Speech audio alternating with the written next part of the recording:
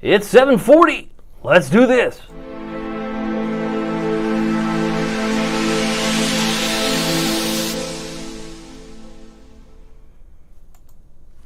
Happy Labor Day, Hampton Roads. Happy Labor Day, Northeast North Carolina. My name is David Aldrich, Chief Meteorologist of WTKR News 3 Television, and you are watching First Warning Live, sponsored by Marco's Pizza. We're going to be talking about the weather after the holiday. I know what some of you are thinking. I had to work today. Right there with you. Right there with you. And I'd like to know what kind of weather we're going to have. I'm right there with you too. In fact, I'm going to give you in such an entertaining fashion all the weather that you could possibly dream of, and then something that you wouldn't necessarily hear anywhere else. That's a pretty big, tall order. I think I can fulfill that, but bear with me. I want to talk about the weather headlines. First, though, I can say the comfort's going to continue into the post-Labor Day holiday. By the way, this is the first day of meteorological autumn, the first day of fall for weather nerds like me. So you could say all of September, all of October, all of November, pumpkin spice time. Some of the donut places already have pumpkin spice, but that's up to you. Hey, we're going up to the 80s with more humidity late this week. Didn't you know that? Upper 80s by Friday. Oh, that's big news. Rain chances, showers move in to begin next week. In fact, I'll say mostly dry through Wednesday. Left a 10% chance tomorrow. Some of you might be interested in knowing what to expect. By the way, if you're still not feeling 100%, it could be, might be, could be ragweed. Ragweed continues, and it's going to be high again tomorrow, but maybe just a smidge lower on Wednesday and maybe a little bit lower on Thursday. That's what we can at least hope for. I know some of you are like, I would really like it to see drop a little bit more than where it's been, and we'll have to wait and see how that plays out. Got some other notes from you. Happy to see you on the call if you are. Kim Thompson-Jones, I guess this is a note from last week. We had Luke, we had Kim, we had Taj. If you've got a message, let me know. I'd love to say hi to you. We'll put you on the screen. That's what I like to do anyway. But I got to load up this particular post so that you have what's going on the screen. By the way, 72 right now in Virginia Beach. That's a current temperature. That is a current temperature, and I can tell you that it's 72 in Norfolk, 70 in Chesapeake. I do have my first comments on here. Looks like Kim is wanting to say happy Labor Day to everybody. She's on here. Let me fly in here. She says, good evening and happy Labor Day to everyone who's watching. Now, some of you are like, this is very helpful because I have to go back to school tomorrow, or I have to go back to work tomorrow, or maybe you work the third shift, and this is very helpful. This format, this platform might be serving you in a better way. And I'm going to come up a little bit later at the end of the stream, talk about my weekend because it included some pickleball and it included a trip through Suffolk, like one that you wouldn't believe. But before I get to that, I want to thank Kim for her note here because that means a lot as far as that is concerned. Let me just bring you up to speed. We have a deal of the week. This is the Mike's Hot Honey Magnifico from Marco's for just $10.99. Now, in the spirit of transparency, I had one of these. I ordered this on Friday, but I didn't have the promo code. So you're actually going to save some money. WTKR Sunny is the way to go when you go to marcos.com. We're also giving away free pizza. So in addition to this cool, sweet, and then spicy kick, because the Mike's Hot Honey is known for the 1-2 punch. You get a little bit of sweet, then you get a little bit of spicy aftertaste. It's really cool. That's why everybody's putting Mike's Hot Honey on their pizza and their chicken and all the rest. But this is a new item that Marco's has. You can check it out. But they have 5 locations that's participating in the free pizza giveaway. You could go to Marco's anywhere in the Tidewater area or Hampton Roads, but there are 3 specific ones listed on the screen in the 757 in Virginia Beach that's participating. 1 in Chesapeake, soon to be 2 in Chesapeake. That's going to open up later this month, I believe, and 1 in Norfolk. But if you want to participate in the free pizza we're going to be giving away on Thursday, go to WTKR.com. That's our webpage, /Marcos. Takes no more than a minute to supply us with your information because we need to know where we should mail the certificate. You go, what certificate? This certificate. If you win pizza for a year, this is what the card would look like, and you can use it like a punch card because now that we're in September, you'll get 12 months, but you'll get 1 large, 1-topping pizza monthly for the whole year. And that'll carry into 2026 too. So it's good for 12 solid months. I love Marco's because they're always thinking outside the pizza box. You might love the Pozzoli like I do for a lunch item, or maybe just the Magnifico, but I do want to thank you and thank our sponsor, Marco's, who loves weather, to be able to do this. This is a lot of fun for me, and we have a lot of fun to talk about our current temperatures. Let me get back to the weather right now in Suffolk, which, by the way, I have some great pictures you might see here. They're rotating. There's City Hall. They've got some Pocosin and Portsmouth in here, but I did visit Suffolk yesterday. spent hours taking pictures because it's not just downtown. I had to go to all the neighborhoods, all the communities like Holland and Chuckatuck and Crittenden, and then I had to go down to Whaley'sville. I had to go Skeeter Town. I was all over. I was putting some serious mileage on my car, but it's a labor of love. But I got some great pictures. There's Suffolk, so you'll see that rotate during the time that I'm on the screen. Our current temperatures right now in Ahoskie, 71. Hertford, North Carolina, 71. And down in Manio, looking good right now at 70 degrees. We have lots of stars maybe developing after the sun goes down. Sun goes down officially 7:33, so it's down officially now. But I can tell you that it's going to be getting shorter. I believe our sunset's tomorrow night at 7:31. So we're losing length of day. The time is still 24 hours in a day, but the daylight length is dropping. As we look at Poquoson, this is over the last 4 hours. There were a few spots of rain. I don't want to ignore the fact that some of you got a sprinkle. Maybe you got a little shower. Maybe you had to use the wipers 2 or 3 times in Poquoson, and maybe Newport News. But if you look at the big picture, if I said, oh, it was a rainy Labor Day, you'd be thinking that guy's crazy. I didn't have any rain, and I'm in Elizabeth City. Or I'm in Duck. I didn't have any rain. What's this guy talking about? I'm trying to pinpoint. This is why I left a 10% chance of rain tomorrow. It's going to be so minute. It's going to be like one spotty location or two, and that's it. So for the most part, we're going to wait till early next week. And I'm going to share with you some stats that might blow your mind in terms of how much rain we've had this year compared to last year. And it's been remarkably different. You may be surprised if you are a weather nerd like me. Now, there have been some showers off the coast of Hatteras, but that's way off the coast. And if we were to actually draw a measurement, how far away is that rain, you think, from Hatteras? Maybe 30 miles. Let's say 30 miles, just to call it even. But that's way out there. We can show you that it did rain in Poquoson within the last couple of hours. High pressure is parked over Lake Erie, and we have a low pressure system off the coast that's helping to throw back some of that rain about 30 miles from Hatteras. And we got another low that's near Memphis at this time. I got some other notes. Let's see here. Sheila has a note. Let me see if I can fly in here. She says, maybe it's me, as I'm going to illustrate her note here. She says, maybe it's me, but would like to see the weather location in Knott's Island, North Carolina. Well, we can do. You even put the zip code. I can tell you this. We use a lot of the National Weather Service numbers. So if I have a number, like a temperature, I'm utilizing that versus somebody's backyard thermometer. Someone says the wind's blowing this way. So Knott's Island is a beautiful place. I did get down there, and I took the 45-minute ferry with my wife over Currituck this summer. So we had a lot of fun doing that. Do love the fact that Knott's Island is a beautiful place. All right, I got to get to our weather here. Go back to the full screen. What you do notice in terms of the beach forecast tomorrow is rip currents will continue to be high. So I'll put high there. That is from the National Weather Service. 75 degrees, we're expecting low to mid 70s. The winds are going to be a little breezy, 5 to 15, could gust a little higher. But rip currents typically can reach a fever pitch around low tide. An hour before low tide, an hour after low tide, anywhere in between. So usually in the morning, this will be low tide at 9:27. You might just take that into consideration if you happen to have tomorrow off as well. Some people like to take Tuesday off so they don't have to fight the crowds. But if Tuesday's your beach day tomorrow, there you have it. Meanwhile, what do you do if you get caught in a rip current? We've talked about this before. I do like highlighting this because the stats don't lie. Rip currents have taken the lives over the last quarter century of more than those who've died from tornado, flood, lightning, wind, and tropical combined.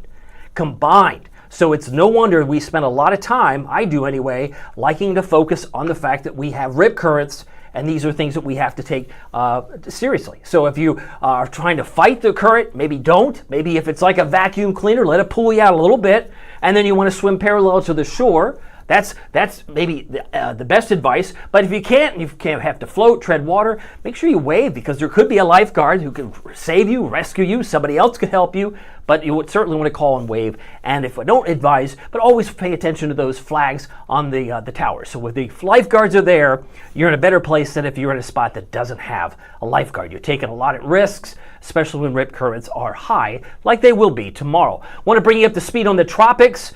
This has been amplified from a 30, now 40, now a 50% chance. So we have tropical activity, that a wave off of Africa that could become our next named storm, which would be Gabrielle. So we've got some disorganized thunderstorms there on the enhanced satellite. Doesn't look like much now, but the anticipation is that it could. And I wanted to give you some timing because it's way, way out there. Usually it's going to be more than a week, but some of the indications think it's going to be probably closer to Bermuda when it swings back up. That's way too early to assess, but I'm just telling you some of the early data. We'll have to wait and see. Anytime it gets within 2 or 3 days, people tend to get more panicked. But Gabrielle is the next name on the list. How do I know? Because they predetermined this well in advance, and we recycle names every 6 years, unless, of course, a storm has such damage, maybe more fatalities like a Katrina, which we've just celebrated, or somber remembrance of the 20th anniversary of Katrina. We don't use that name anymore, nor would we use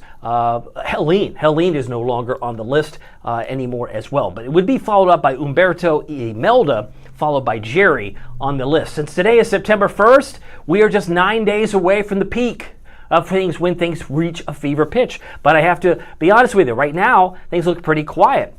But there are indications that that could change in the coming days. So don't be surprised if suddenly like this pops up, this pops up. It's like, whoa, where'd that come from? We're going to be moving into a phase historically where this is usually commonplace. It's historically pretty well known that by the 10th of September we get more activity, and that's just the way it goes. So I know some people actually get surprised. By the way, I want to give you some weather trivia. This comes by way of meteorologist Tony Nargi. What is the coldest month of August that we've had since 2000? I just want to see if you're paying attention. Give me a shout out. Do you think it's 2013? Do you think it's 2000? Do you think it's 2025? The question again, what is the coldest month of August that we've had here in Norfolk, for example, since 2000? Any takers, any guessers, anyone who wants to guess? Taj Brown is quick to say hi. He says 2025, and I believe, Taj, you, my friend, are a winner. Chicken dinner, you exactly right. 2025 is the answer. And you look back, we hit 79 today. That occurred precisely at 1:19 this afternoon, came early. But once the northeast wind took hold, we weren't getting any higher than 79. But the record high goes back to 97 from 1993 and 1980. So we've hit 97 twice on the first day of September. That means 79 is all by its lonesome. It's a below average day. Normal high this time of year is actually 85, and we were 6 degrees below normal today. But if you look at August, these are the stats, right? We had 28, count them, 28 days below normal in August. We normally see 9 90s. We only had 2, 1 and 2. That's it. Two days the entire month of August. It was the coolest going back since 2000. So a pretty long time ago. But all of these string of 79, 77, we had a very cool August.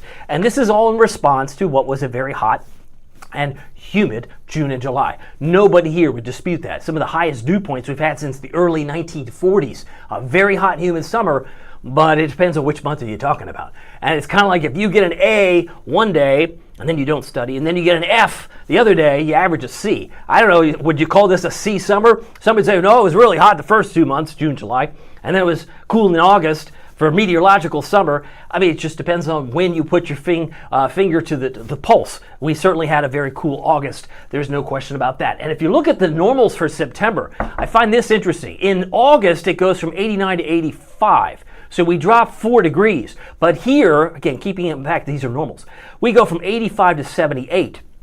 So that is what, 7. We lose 7 degrees. We cool a lot faster, meaning the normal high, because our days are getting shorter. All right, by the time we get to the end of September, a normal high would be in the upper 70s. Does that make sense? I'm just kind of giving you some context as I'm looking at some of your comments. Multitasking as best I can.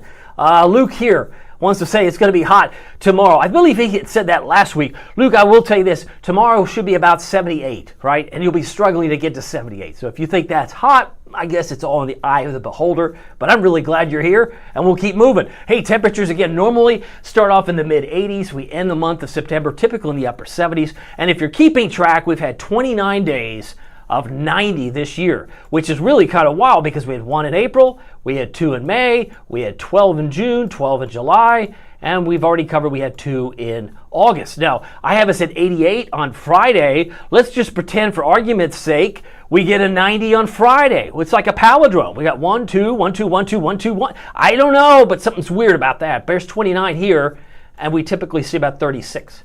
36 days in a season of summer. And it's been 12 days since we've had any measurable rain. I'm not going to count the trace because that's not measurable. You can't measure a trace. But it's been 12 days since we've had any measurable rain at 1.60. This is what's probably going to surprise some of you that might not have done the homework, but I wanted you to have it. We are now 5.25 inches below normal for the year. All right, so we've had a total of 28 inches and a half of how much? Rain and melted snow. Rain and melted snow. Why is this important? I'm going to put this on the telestrator to take that off. But 28 and a half. Where do you think we were last year? Do you think we were close to it or pretty far apart? You probably think it's pretty far apart. You would be right. We were actually 4.25 inches below normal for all of August. But February, if you remember, that was the snowstorm. So we take the rain and the melted snow. It's calculated in. It's in the fold. So you had 3 inches above normal for rain and melted snow in February, when that's typically a dry month. It's the driest month historically, which is why it's topsy-turvy. 4.25 below normal for August. But here's what I find fascinating, as I put this back on the full screen, is the fact that last year at this time, we had 40.75 inches of rain at this time of the calendar year, which means we had over a foot of rain more than we had this time this year. We're running about a foot below in terms of rainfall. If you compare apples to oranges, 2025 versus 2024, who else is going to tell you this? Ooh, I know. First Warning Weather Team's going to tell you. That's why, because I do a little work for you so that you have this information. Now, if you're not concerned about water, not concerned about rain, that's fine, but there could come a time later that you might be able to say, hey, that's kind of good intel.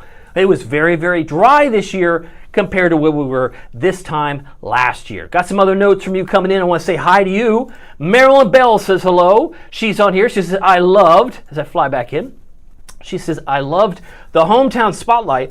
Would love to visit. She's talking about Suffolk. Hope you have a great day, everyone. Well, thank you very much, Marilyn. I spent a lot of time. It's a labor of love. I'm talking about these specific spots. Let me see if I can pull. I got my sponsor on there, which is good too. But I want to show you the neighborhood spotlights I did. I just did Suffolk. Now, I've taken 80 pictures of each town. So you don't have to be a mathematician. I have published 880 photographs. I can tell you without 100% certainty, I have taken over 1,000. And I've had to edit some down because sometimes I have to edit this out, this won't fit, this picture is better than this picture. So sometimes it's at the end of the afternoon that I start have to edit and down. But 880 pictures of these beautiful towns, starting with Poquoson. I had been here about a week. I did Poquoson, the oldest continuously named city in Virginia. And then the fact that, I guess you could say over here with Suffolk, I just drove a lot of miles because it is the largest by boundary land area, if that's a thing. It's the largest area in Virginia as far as a city, and I just had to put in some miles to get everything kind of covered. I tried to get all 4 corners thrown in. I had a lot of fun doing it, but it really was and has been a labor of love to do these spotlights. So I'll cover more about some of these pictures coming up at the end of the stream. By the way, it's about 7:57 right now. NOAA's drought monitor. Yeah, we're very dry in maybe around the airport. If you live within 10 miles of the airport, you might be colored in yellow, which is level 1, abnormally dry, is a drought around town center. Some areas around Norfolk and maybe even toward Virginia Beach are dry. Now, it's very dry in Middlesex County, northern Gloucester, based on last Thursday's drought monitor, which really takes into account last Tuesday. It's almost a week old. But Tangier and Smith's Island and maybe areas around Westover, Girdletree are abnormally dry. There's some spots in New England that are moderate drought, parts of Massachusetts, maybe abnormally dry, but looking at Vermont and New Hampshire, they're level 2, they're moderate drought. If you go down to Florida, they're extreme drought near Fort Lauderdale. Maybe you weren't aware of that, but areas around Memphis could use some rain, and there are some areas in East Tennessee, not far from where Marilyn Bell is making a comment, but this would be Loudoun County, Lenoir City, Loudoun, areas in Blount County are under a moderate drought as well. They could use some rain. Even parts of West Knox County could use some rain, but it's really dry in parts of South Texas, a lot of Arizona and New Mexico, and just west of Denver into the Rockies could really use some rain. That's exceptional drought in Burgundy. So some very dry conditions, only bound to get worse. If you're in the military and you're interested about what's going on around your hometown, or if you're homesick, I'm looking at some severe weather here in orange. This would take us into Oklahoma, where they're currently dealing with some severe thunderstorm warnings, like Custer and Dewey. counties until 7:15. Further north, it looks like there's more severe weather breaking out here in Sumner, and till 7:30 for hail about the size of 1.25 inches. So that's not far from Caldwell. If we move back to the west of Arizona, they've got some severe weather going on right now north of Casa Grande. Severe thunderstorm warning for Maricopa County till 5:45. I would assume that's Pacific time. Pretty far out. But if you have family in faraway places, this might be of interest to you. Also, some severe weather breaking out in parts of North Dakota. Southwest of Bismarck, they've got a severe thunderstorm right now. Breaking out, it looks like Adams County till 7:15. Hail size roughly 1.25 inches. But really not a whole lot going on in the southeast. They have a couple of showers in parts of Florida, but it looks like the Fort Lauderdale area is not getting in on it. Maybe not entirely. Every drop, I'm sure, helps. But Daytona Beach getting some downpours along I-95, especially south. And if we move back up toward Hampton Roads, well, we mentioned it's pretty quiet off the coast of Hatteras. We'll keep moving. Virginia Beach average ocean temperatures, now that it's September, does tend to cool. It's usually in the 50s by November and December. But if you want to enjoy the beach, while a lot of kids are in school, a lot of people love September for many reasons. You've got a warm ocean, and you have fewer crowds. That's one aspect you can always seize and take advantage of, for sure. I got a note from Keegan. I want to say hi to Keegan. It says, hopefully the cooler trend continues. I want snow again this winter. You know, it's interesting. Some areas of Minnesota could very well start to see some snowflakes this week. I got somebody on my weather team, meteorologist Tony Nargi. He worked in Duluth for 2 years, and he's always eyeballing what's going on in Canada and some of the colder snaps that come down. So, yeah, it's probably not that far off. But I'm excited, maybe not so much about pumpkin spice, although my tie would suggest otherwise.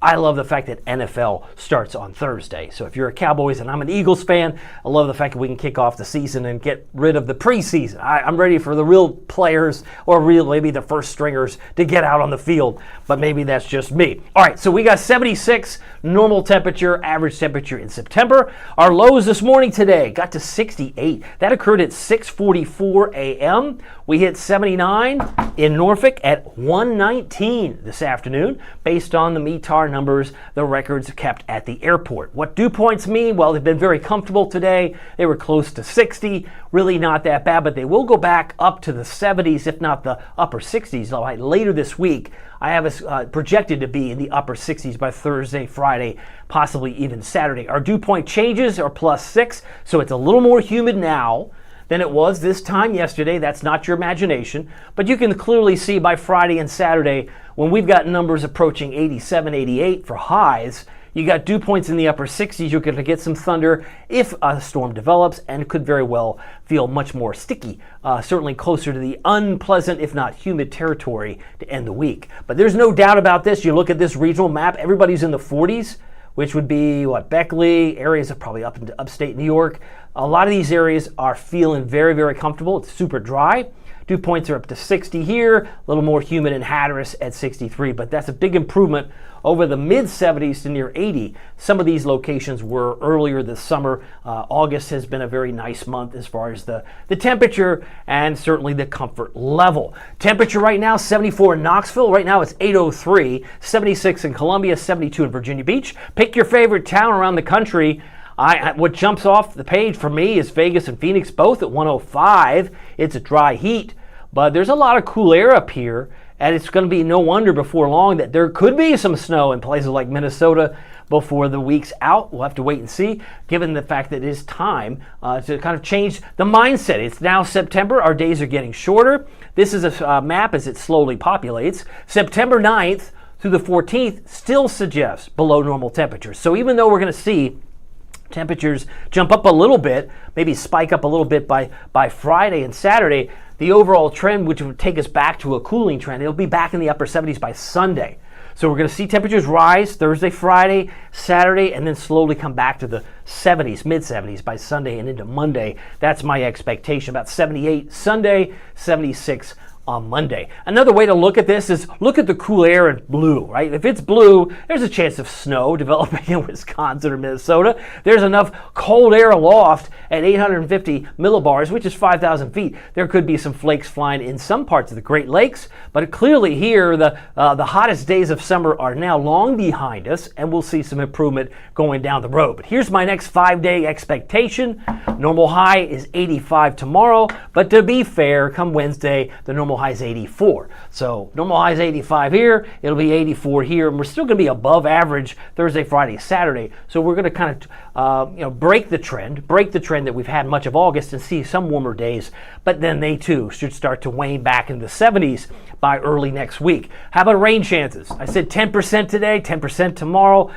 0, I think, on Wednesday before we're back to a 20. It may actually come in Saturday night into Sunday if the forcing of this comes into play, like the humidity here. This shows a little bit of the dichotomy, a little split. You got humid air, Hampton Roads, Northeast North Carolina on Saturday, but once the front comes through, and it will come through, by the time we hit Sunday, we'll see that temperature drop accordingly. As far as the eastern shore is concerned, it's now 8:05. Temperature about 76 for Saxis, about 75 for Onancock and Exmoor. If you're in Cape Charles, 74 degrees. Our friends in the Outer Banks, 75 for Kill Devil Hills and Nag's Head, about 74 for Duck. Manteo, mid-70s for Danthe, 76. And our friends in Ocracoke and Hatteras will leave a 10% chance of rain for you tomorrow on your Tuesday with a pair of 7s each. Storm Prediction Center, I like to show you this. These colors mean something to some of us. To others, it means nothing. But I can tell you if it's dark green, we are thinking isolated severe storms. And if it's colored yellow, it's scattered. So if we just focus on those two words, isolated and scattered, looks like we're void of any yellow areas, minus my telestrator. The only hot spot might be into Oklahoma, which we zoomed in a moment ago, where there could be some isolated severe storms between Dodge City and areas west of Oklahoma City between now and daybreak tomorrow. That's 8 o'clock Eastern time. If we slide back home, there's no coloring here. We're looking good. Sliding back toward Hampton Roads, we're good. Now, what about tomorrow? If there's any travel concerns, and I'd say that lightly, it would be around Minneapolis, maybe Wilmer, Minnesota, maybe back toward Watertown, South Dakota. Some spots might have some isolated severe storms, but nothing going on here. And lastly, but not leastly, it would be Wednesday. Some areas in Missouri, Kansas City, for example, Springfield, they too could have an isolated severe storm by middle of the week. Outside of that, nobody's really worried about severe weather. It's just not the time of year. We think there could obviously be another severe weather season, maybe as we get into November, December. But the Futurecast shows it's pretty quiet tonight. I want to come back on camera for this purpose, just to highlight the fact that while we do see a lot of over depiction of these green dots, which I'll show you in a moment, the model is trying to figure the solution. Kind of like today, one little spot, Pocosin, maybe Newport News, there wasn't a whole lot of rain. So as I take you through tomorrow morning, then it starts to get a little over depicting of the raindrops, and it shows it up anywhere from the peninsulas back toward maybe Pocosin, maybe back towards, say, the Isle of Wight in some areas. I just don't see this verifying. I think it's probably a bit overstated. It also spreads into Chesapeake and into other areas around our viewing area. I just think it's about 10% chance. It has been struggling as of late with that northeasterly wind. By 11 o'clock Tuesday, it's quiet. Tomorrow night, mostly clear. I think we got a mostly sunny day on Wednesday. Not a whole lot of drops here. This is midday. Nothing to see here. And again, a few drops here that I think is probably just some model noise. I think we'll be fine and dry by middle of the week. So if you're hoping for some rain, better chance will come later in the weekend and into Sunday. So tomorrow morning, we're in the low to mid 60s from the peninsulas. North Carolina, 65 south side. Tonight down to 58 for our friends in Franklin. A shout out to Edenton at 60. 68 in Duck, 63 for Cape Charles, and looking for a low in Virginia Beach at 65 degrees. Also 65 in Norfolk, 59 for Moyock, and about 56 for Cortland. Tuesday afternoon, we should be in the mid to upper 70s, not too hot, hopefully for Luke's purposes, and 78 for North Carolina with a high of 76 Hampton, 77 Franklin, and Suffolk, where I spent some time yesterday in great detail. Suffolk's high, about 78 degrees tomorrow. Got a note from Brian. He wants to know, he has a note here. Let me send this through. I think he has. Oh, are we going to have a snowy winter? I'm going to save that answer. I have an opinion, but I'm going to save it for when people are actually watching. I don't know if I got a whole audience at Labor Day, But hang with me, Brian. I'll give you my opinion, as I normally do. I've done this for years, but yeah, I'm watching very closely how this winter may play out. We've obviously had our biggest snow here.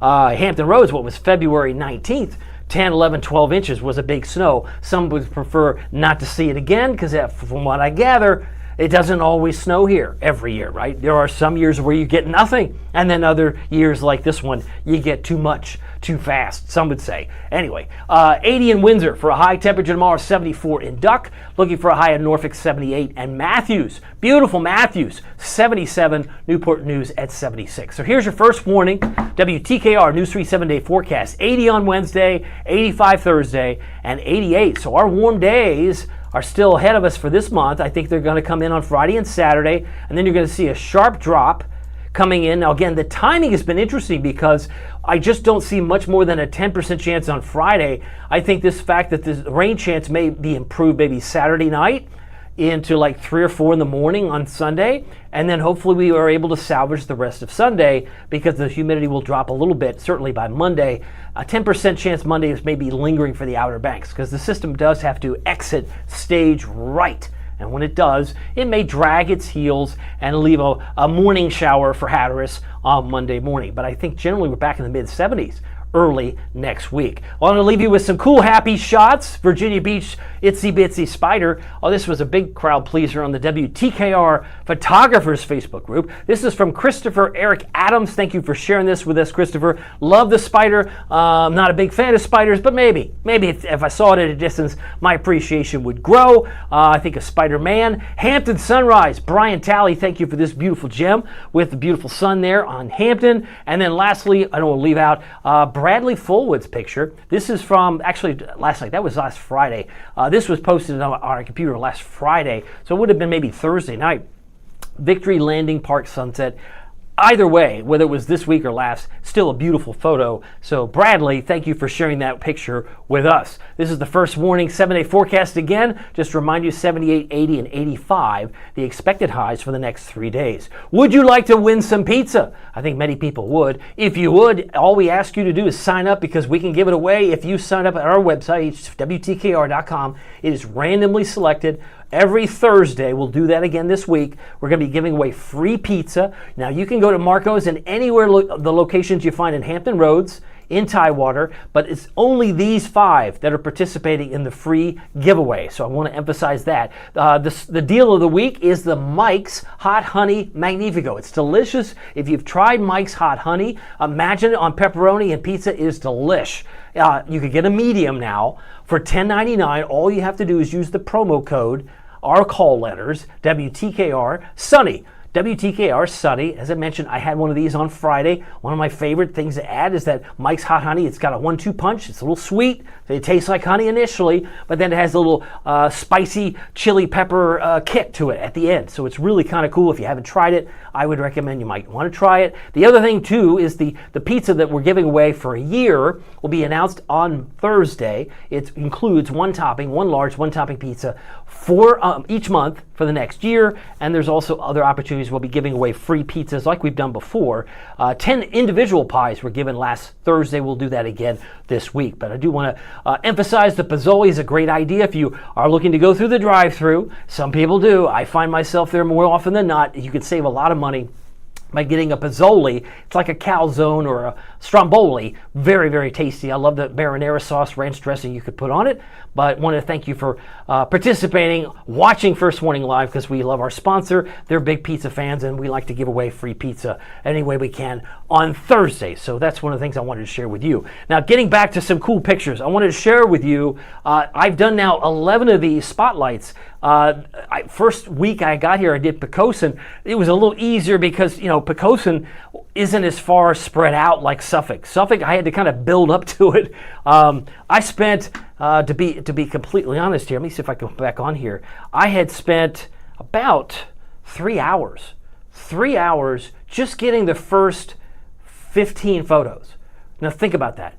3 hours because I had to hit all the points. I mentioned Chuckatuck and Holland and Wynwood and Skeetertown and all the way down to the south of Whaleysville. All these communities. and I didn't want to leave anybody out. So I'm looking around, I'm trying to get all these pictures. Total time investment on this was like 7.5 hours, because once I got to downtown, it was a little easier. I could take pictures of different restaurants. But I do this not because somebody tells me to do it. I do it because it gives me a chance to know your neighborhood. So if that's my motivation, it's not just to get likes and comments and all that. I like seeing the towns. I feel more knowledgeable of an area, that if you ever have to deal with flooding, I know I'm more familiar with the territory. I'm also well aware in 2008 in April, I believe it was April, that you had a tornado that was pretty big, and so the EF3. So these are the things that I take in mind, that for me to learn an area, there's no better way than just to go to the neighborhoods, boots on the ground. It started with Poquoson, then it was followed up by Smithfield, Moyock. But just to give you some of these pictures I'm talking about, I'll show you this full screen. I had a great time just capturing some of the signage yesterday. I had beautiful weather, just a few scattered clouds. The post is still on Facebook, but there was a huge peanut theme. Now, if you're like me, first-time visitor, I kind of knew they were big into peanuts. I had been to Smithfield. I know how Smithfield considers peanuts and the hogs, pigs, and the history. But this was a whole different thing. They got Planters peanuts, you got Mr. Peanut, he's got his swag, he's got his cane and his monocle, and you have Birdstalk peanuts. So both of these are very, very well established peanut companies, and so I love being able to just visit the town and take a look. Now this is City Hall. If you haven't been to Suffolk, City Hall on a Sunday doesn't look that crowded. Another great reason why I like to do it on a Sunday. The City of Suffolk, the council, I'm able to take some pictures of who's running the government. And then this great passenger station has a caboose behind it. This is a great picture of the Seaboard passenger station. I got a chance to take a picture of this. Suffolk Center for the Cultural Arts. Beautiful water fountain in the front. Would love to come back. And I had such a great time. I grabbed a welcome sign here. I can tell you this, I grabbed a great boss steak, cheesesteak at the Gourmet Burger Bistro. I could have eaten in a lot of different places, but that was what I was hungry for after driving around all over town. It was fun for me. And I got treated like royalty because I told the owner, I said, hey, I'm just taking some pictures of your town. Is there something that I'm missing? And he kind of looked at my phone. He's like, well, you got a lot of things. So that's just positive feedback for me that I'm trying to get the essence of these towns. Does that make sense? So my motivation is to get to know the area well, because I know someday that we will have a Hurricane Aaron that doesn't decide to move out to sea, but we'll get one that comes closer to town.